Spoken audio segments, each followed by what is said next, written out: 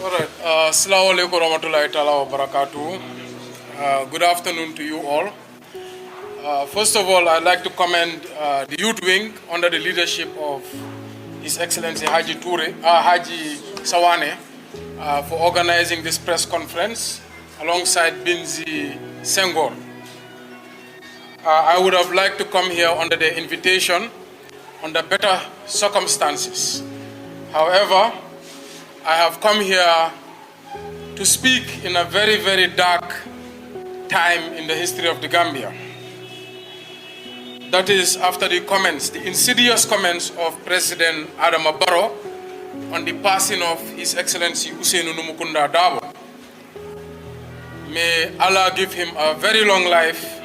May Allah make him witness the Gambia he has fought and sacrificed for all these years. And inshallah, Allah will do just that. First of all, I would like to say the biggest threat to national security is the president himself, Mr. Adama Barrow. This is not the first, it's not the second, it's not the third, and I'm sure this is not the last time he will make such comments that will cause disharmony and disunity between our very own people. When the national dialogue was formed, I advised the party not to attend.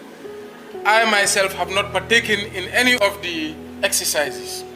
The reason being, I have come to know the passing of Adama Barrow.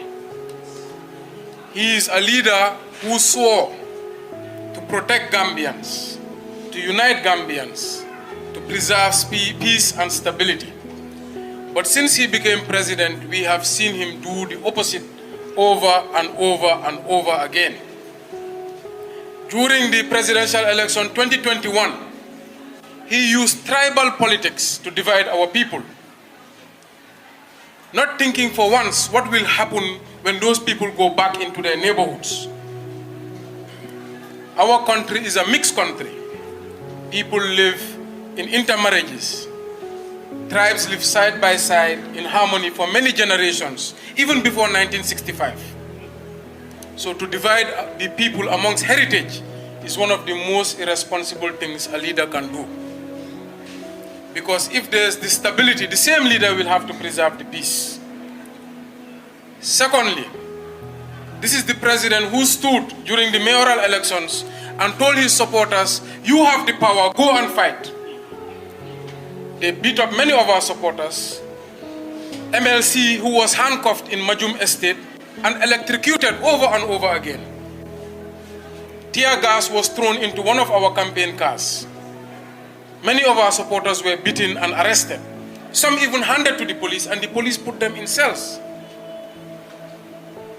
The same president came again in a rally at Karawan and spoke about the NARs and said UDP is a NAR party, and spoke to the passing of party leader and saying he has lost network. Terrible comments you can say to somebody who was a former vice president and foreign affairs minister of our country. I will ask and beg of something from our party leader. Please never respond to President Barrow. You have your youths, you have your students. We will fight for you from now on. You have fought enough. I think many of the speakers have spoken of many of the problems. Just down the street here in Kololi, every week they will seize tons of cocaine. Every week we have murders. Every 5 o'clock in the morning when you're going for Fajr prayers, you pass here, you will see lots of unemployed girls doing prostitution. Our youths are tired, they have lost hope. They are even running away, risking all their lives to get to Europe. Many die along the way. Many are captured and enslaved in Arab countries. Just last week, 150 youth lost their lives at sea. I did not hear a single comment from President Barrow. Now we have a drug that is destroying our community, a drug that is taken from the human bone. They exhume graves, take out bones of human beings and make this drug. Today, 1 in 5 youth in the Gambia are smoking this drug. It is killing many on a week-on-week basis. Many of these youths are turning into violent criminals. We have never had a word from President Barrow.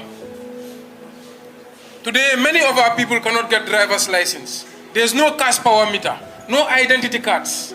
Gambia is a failed state. Not a word from President Adama Barrow.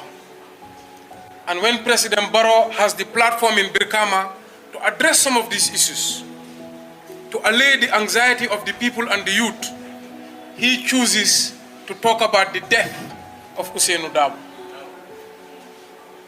This is the most strange and dark thing I have ever heard in Gambia. Even in the darkest days, when people were disappeared, nobody ever had people talking like this in political platforms. So for me, this is not politics. It's not a joke. This is about our country and our former vice president.